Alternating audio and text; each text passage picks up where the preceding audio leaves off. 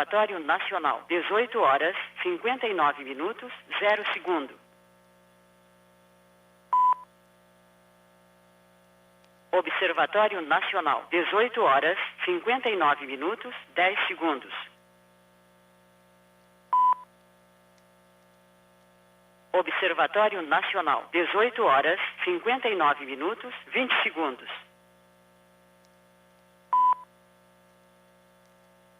Observatório Nacional, 18 horas, 59 minutos, 30 segundos.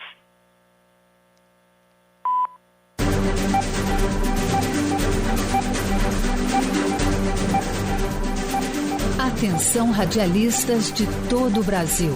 É hora de noticiar os fatos que ajudam a construir um novo país. Direto dos estúdios da Empresa Brasil de Comunicação, em Brasília, vem aí a Voz do Brasil.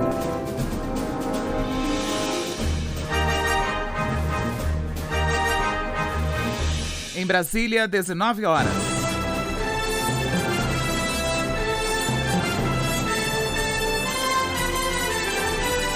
Está no ar a Voz do Brasil. As notícias do governo federal que movimentaram o país no dia de hoje. Boa noite. Boa noite para você que nos acompanha em todo o país. Segunda-feira, 26 de dezembro de 2022. E vamos ao destaque do dia. Depois do Natal, agora é a vez das festas de fim de ano. A expectativa do setor é movimentar 7 bilhões de reais na economia brasileira. Cleide Lopes. Segundo o Ministério do Turismo, pelo menos 10 milhões de pessoas devem aproveitar as festas de Réveillon nos tradicionais destinos do país. E você também vai ouvir na Voz do Brasil. Feriado tem queda no número de mortos, feridos e acidentes graves nas rodovias federais. E esta é a última semana para estudantes renegociarem dívidas com o FIES. Gabriela Noronha. Os descontos podem chegar a 99% do valor da dívida, incluindo juros e multas. Hoje, na apresentação, Márcia Dias e eu, Roberto Camargo. E para assistir a gente ao vivo na internet, acesse voz.gov.br. Passado o Natal, a expectativa agora é pelo Réveillon. Muita gente vai tirar as malas do armário para aproveitar as festas de fim de ano. Os festejos que devem atrair mais de 10 milhões de pessoas, segundo a estimativa do Ministério do Turismo, e movimentar quase 7 bilhões de reais na economia. As viagens nesse fim de ano prometem aquecer o turismo brasileiro. Segundo o Ministério do Turismo, pelo menos 10 milhões de pessoas devem aproveitar as festas de Réveillon nos tradicionais destinos do país e movimentar quase 7 bilhões de reais na economia nacional. Os destinos mais procurados são as cidades de Salvador e Rio de Janeiro, que devem receber cerca de 2 milhões de visitantes cada uma. O presidente da Embratur, Agência Brasileira de Promoção Internacional do Turismo, Gilson Machado, destaca algumas ações que contribuíram para esse momento de retomada. A Embratur intensificou em 2022 a ação de promoção dos destinos turísticos do Brasil nos principais mercados mundiais, por meio da participação em feiras, campanhas publicitárias e outras diversas iniciativas. Estamos com participação destacada na prateleira do mercado internacional. O setor hoteleiro também deve consolidar sua recuperação, atingindo índices de ocupação próximos a 100% em vários destinos pelo país. É o que mostra um levantamento da Associação Brasileira da Indústria de Hotéis. Marcelo Antônio Martini, integrante da Federação Brasileira de Hospedagem e Alimentação, destaca que os índices pré-pandemia já foram superados. Aumentou mês a mês. Se nós compararmos com 2019, o antes da pandemia, nós superamos as ocupações nos últimos 3 meses. Isso nos deu uma segurança para que a gente programasse um final de ano, e a expectativa nossa era superar em 10% a ocupação, mas eu acho que nós vamos acabar passando essa ocupação. Nesse ano, de janeiro a novembro, dados da Polícia Federal, consolidados pelo Ministério do Turismo e Embratur, apontam a chegada de mais de 3 milhões de turistas ao país. Os viajantes estrangeiros deixaram cerca de 4 bilhões e meio de dólares no Brasil, 74% a mais do que no mesmo período de 2021. Reportagem Cleide Lopes. E muita gente aproveita as festas de final de ano para ver e até mesmo soltar fogos de artifício. Mas o tradicional ritual requer cuidados. E em caso de acidentes com queimaduras, o SUS oferece atendimento gratuito.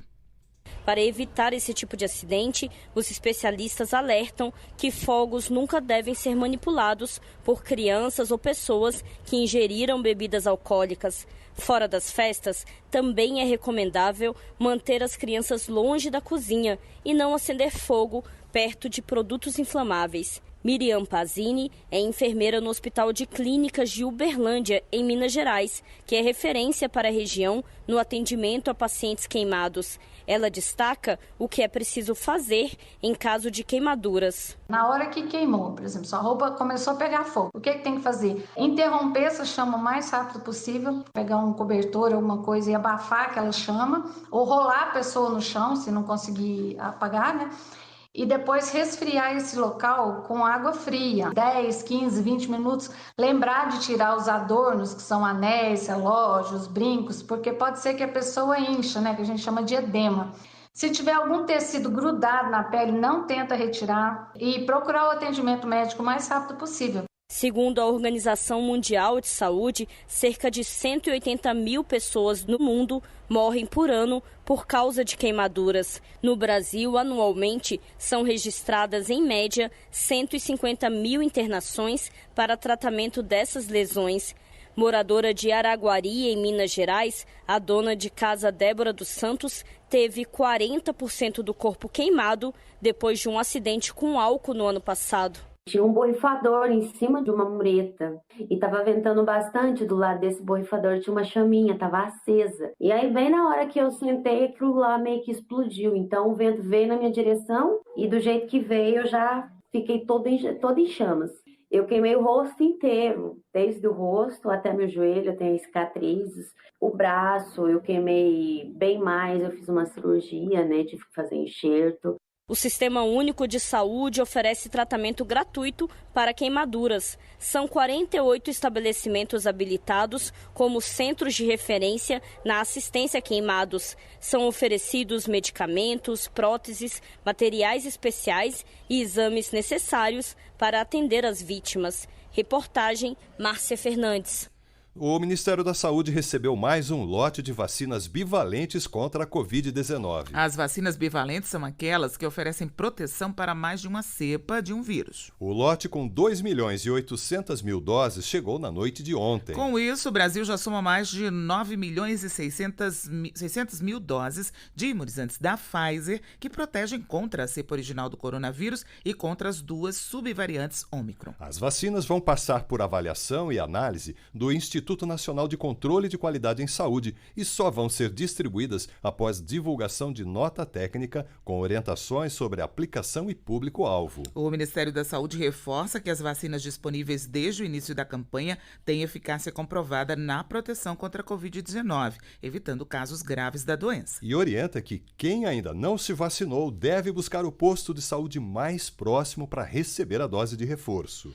E mais de 600 produtos entre medicamentos, equipamentos hospitalares, itens de higiene pessoal e outros insumos utilizados no combate à Covid-19 vão continuar com o imposto de importação zerado pelo governo até março do ano que vem. A medida da Câmara de Comércio Exterior também prorrogou o prazo do imposto zerado para produtos como carne de boi, carne de frango, café, trigo, milho, farinha de trigo, óleo de soja, bolachas e biscoitos, massas, açúcar e etanol. No caso do etanol, a alíquota zerada vale até o final de janeiro. Em nota, o Ministério da Economia informa que a prorrogação dos prazos tem como objetivo garantir que o governo eleito tenha tempo adequado para avaliar a dimensão e o impacto das medidas e decidir pela manutenção ou encerramento das reduções.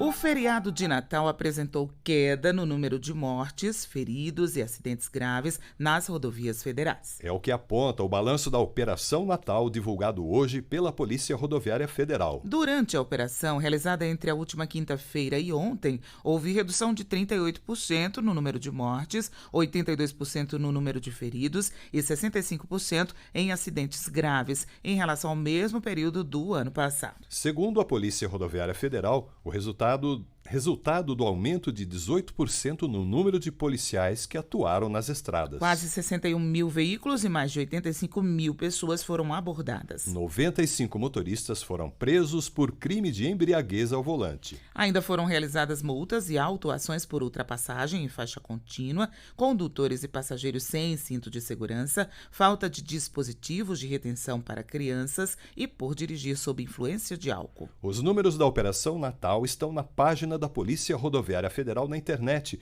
em gov.br/PRF.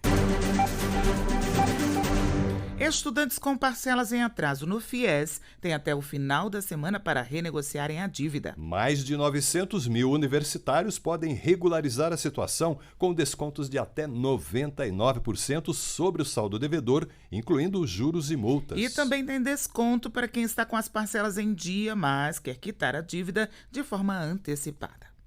A estudante Patrícia Cristina de Freitas começou a cursar Análise e Desenvolvimento de Sistemas em 2015 em uma faculdade privada do Distrito Federal. Para pagar a mensalidade, ela recorreu ao Sistema de Financiamento Estudantil, o FIES, mas até hoje não conseguiu quitar as parcelas.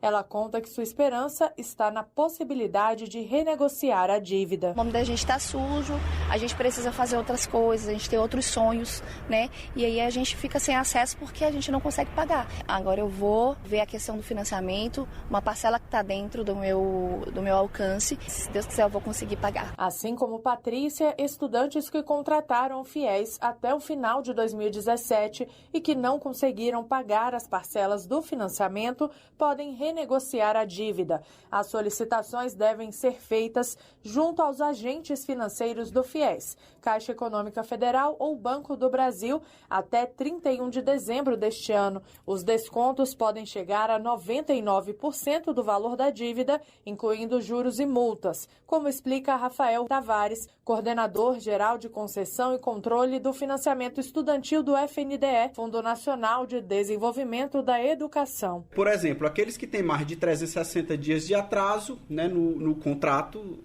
na fase de amortização, eles poderão ter desconto de até 99% do saldo devedor. Aqueles que têm dívidas entre 90 e 360 dias de atraso, eles podem fazer o reparcelamento da dívida em até 150 parcelas mensais. Segundo o FNDE, mais de 900 mil alunos que firmaram contrato no período estão com parcelas atrasadas. A renegociação da dívida pode ser feita nas agências dos bancos ou de forma digital, por meio de aplicativo ou site. Com o aplicativo FIES Caixa, por exemplo, o cliente pode verificar se o contrato está apto para renegociação, simular as opções disponíveis e aderir a que for mais adequada ao seu perfil. Para Rafael Tavares, do FNDE, é uma chance de os estudantes regularizarem a situação. É uma oportunidade única aí que eles estão tendo para realizar essa quitação e terem seus nomes, né, dos fiadores retirados dos cadastros restritivos de crédito, né, e poderem retomar sua atividade econômica, poderem buscar outros créditos e assim ficar quite aí com o FIES. E os estudantes que estão com as parcelas em dia também podem quitar o saldo devedor de forma antecipada em parcela única, com desconto de 12% sobre o saldo do contrato. Reportagem Gabriela Noronha. E o Ministério da Educação antecipou o calendário de inscrições dos programas de acesso ao ensino superior no primeiro semestre do ano que vem. Agora, o prazo para concorrer a uma vaga em universidade pública por meio do SISU, o Sistema de Seleção Unificada, vai de 16 a 24 de fevereiro de 2023. E o resultado vai ser divulgado no dia 28 de fevereiro. Na mesma data, começa o prazo de inscrições para o ProUni, o Programa Universidade para Todos, que segue até o dia 7 de março. O programa oferece bolsas em faculdades particulares para estudantes de baixa renda. E também em março é o prazo para o FIES, Fundo de Financiamento Estudantil, que vai dos dias 7 a 10. Em todos os programas, a classificação é realizada com base na nota obtida no Enem. Os editais com todos os critérios e cronogramas vão ser publicados pelo Ministério da Educação em janeiro. As inscrições são gratuitas e devem ser efetuadas exclusivamente pela internet, no portal Acesso Único, em acessounico.mec.gov.br. Estudar oceanos e realizar pesquisas para diminuir a poluição nos mares. Você vai ouvir daqui a pouco detalhes do trabalho do Instituto Nacional de Pesquisas Oceânicas, órgão recém-criado pelo governo. E na nossa série de reportagens especiais sobre as ações do governo, vamos falar hoje sobre os principais programas do Ministério da Cidadania. Auxílio Brasil, Auxílio Gás, Alimenta Brasil, Criança Feliz. Como eles impactam na vida das famílias brasileiras? A repórter Márcia Fernandes conta pra gente. Para conter os danos causados pela pandemia de Covid-19 na economia, o governo federal criou os benefícios emergenciais e, a partir daí, veio o Auxílio Brasil, programa de transferência de renda que se tornou permanente neste ano. Inicialmente, o repasse era de pelo menos R$ 400 para famílias em situação de pobreza ou de extrema pobreza, e depois o valor aumentou para R$ 600 mensais, dinheiro que ajudou muitos brasileiros a comprar alimentos e fechar as contas. Tenho 2 crianças e não sou fichada, nunca trabalhei de carteira fichada, trabalhei no salão, o salão fechou. Então, esse dinheiro chegou numa boa hora. Ajuda nas compras, ajuda nas despesas da casa. Segundo dados do Ministério da Cidadania, 46% das pessoas contempladas no Auxílio Brasil vivem no Nordeste e 81% das famílias são chefiadas por mulheres. Além dele, outro programa fortalecido neste ano foi o Auxílio Gás, ações do Ministério da Cidadania que ajudaram no combate à pobreza, segundo Eric Figueiredo, presidente do IPEA. As quedas mais fortes estão na região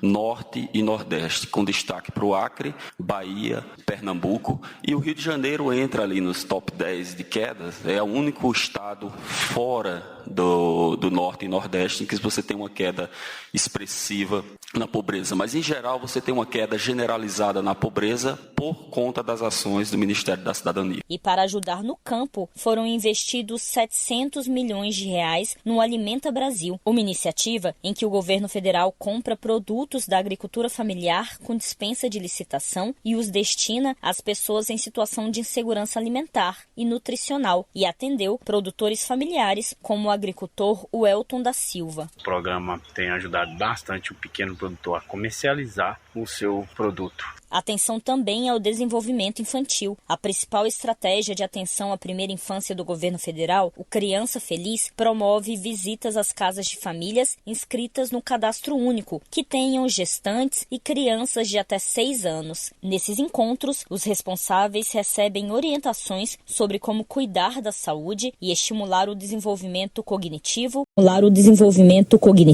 motor e afetivo das crianças. A mãe de gêmeas, Francisca Silva, contou que as visitas são importantes para o desenvolvimento das filhas. O programa na vida das minhas filhas é importante porque, através dele, eu fico desenvolvendo as atividadezinhas para ir aprendendo as coisas, para quando for para a escolinha, já saberem um pouco do que vai aprender lá. Outro programa que teve continuidade nesse ano foi a Operação Acolhida, de ação humanitária. A Força Tarefa recebe refugiados venezuelanos e oferece documentos, além de atendimento em saúde. Reportagem Márcia Fernandes. Avanços contra a Covid-19. Foguete brasileiro no espaço. Ciência que desperta o interesse de crianças e adolescentes. Em mais uma reportagem da nossa retrospectiva, vamos falar sobre os destaques do Ministério da Ciência, Tecnologia e Inovações.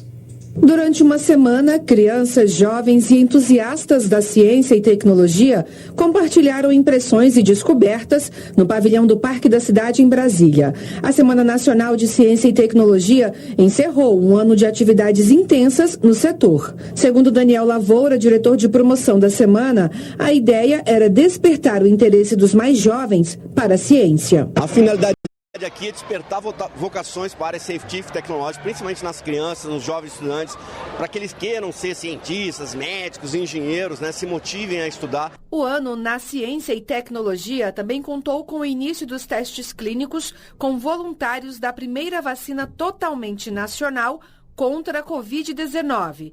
A Spintec foi desenvolvida a partir de parceria entre a Universidade Federal de Minas Gerais e a Fundação Oswaldo Cruz, com financiamento do Ministério da Ciência, Tecnologia e Inovações.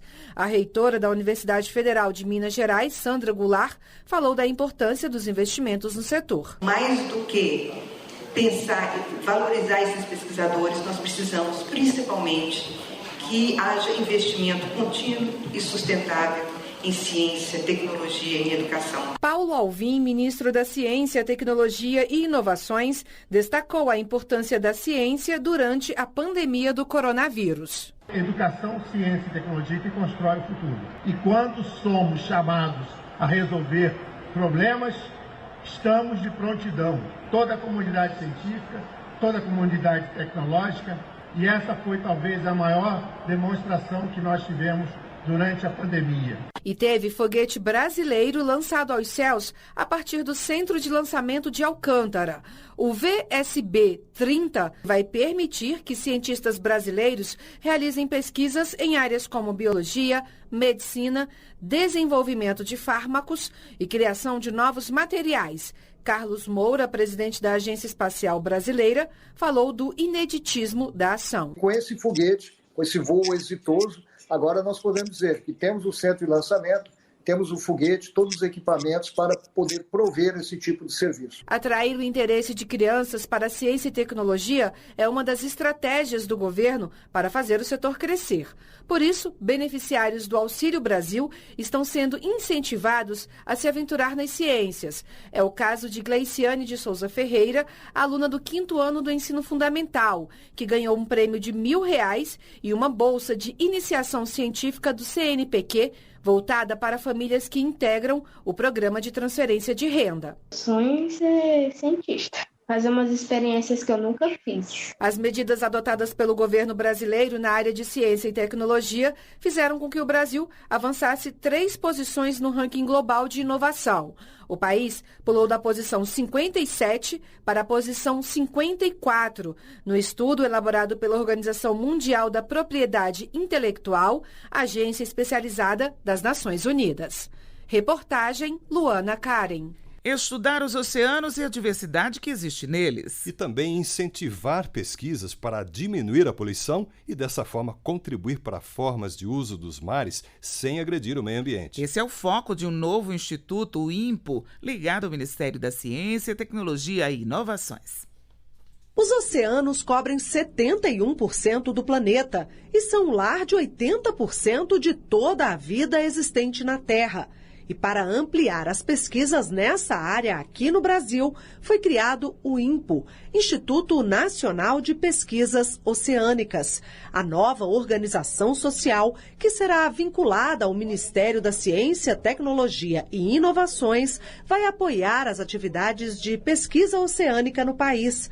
A iniciativa faz parte da chamada Década do Oceano, uma proposta das Nações Unidas para incentivar a pesquisa científica e a sustentabilidade dos mares até 2030.